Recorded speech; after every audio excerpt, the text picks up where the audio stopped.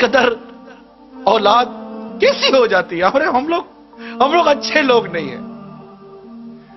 ہم لوگوں نے ماں باپ کو پہچانا نہیں ہے. اگر ہم ماں باپ کو پہچانتے تو آج مسلمانوں کے ممالک میں اولڈ ہاؤس نہیں ہوتے. بوڑھے ماں باپ وہاں پر اپنے اولادوں کو دیکھنے کے لیے ترستے نہیں. آج بوڑھے ماں باپ ترستے, شادیاں کروا دیتے کہ اولاد الگ ہو جائے, مگر یہ شادی کے بعد بیوی بچوں کی محبت میں اتنی گم ہو جاتی ہے کہ اس کو ماں باپ کی قدر و منزلت نہیں دیتی. ماں باپ کا ادب و احترام باقی نہیں رہتی,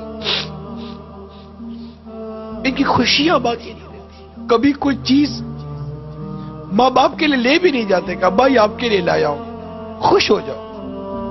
باپ کو جو چیز پسند تھی کبھی بھول کر تو صبح یا دوپہر یا رات میں لے جاؤ.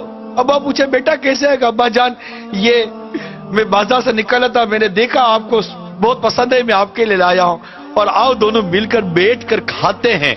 کبھی ہوا ہے ایسا؟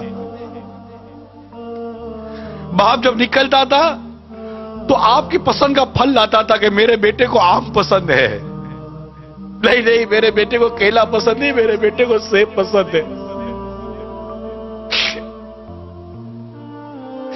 آج ماں باپ کے آگے ٹھنڈا کھانا رکھ دیتے ہو,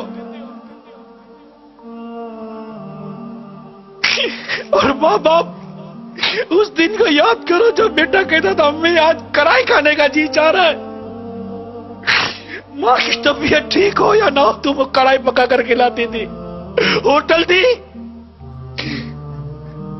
وہ ماں کو باورچی نہیں تھی. نہیں امی یہ پسند نہیں ہے, میں نے آج انڈا کھانا ہے, اس کے لیے یہ انڈا بنایا ہے, میرے لیے وہ انڈا بنا کر دو. تمہیں دو قسم کے انڈے بنا کر تمہاری ماں کھلاتی تھی. آج تو گھر کا سامان لاتے ہو تو بیوی بچوں کے لیے چھپا کر لاتے ہو کہ ماں باپ دیکھ نہ لے, کہ ماں باپ یہ سامان دیکھیں گے تو کہیں گے بیٹا کہاں سے لائے ہو.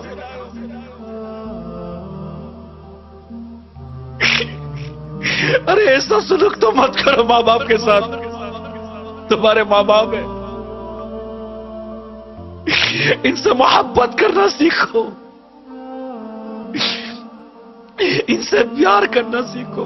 تمہاری ایک چیخ کی پکار سن کر ماں باپ کا دل دہل جاتا تھا, دوڑتے ہوئے بھاگتے تھے. آج بوڑھی ماں بستر سے گر کر الٹی پڑی ہوئی ہے, تم کو اٹھانے کی فرصت نہیں ہے.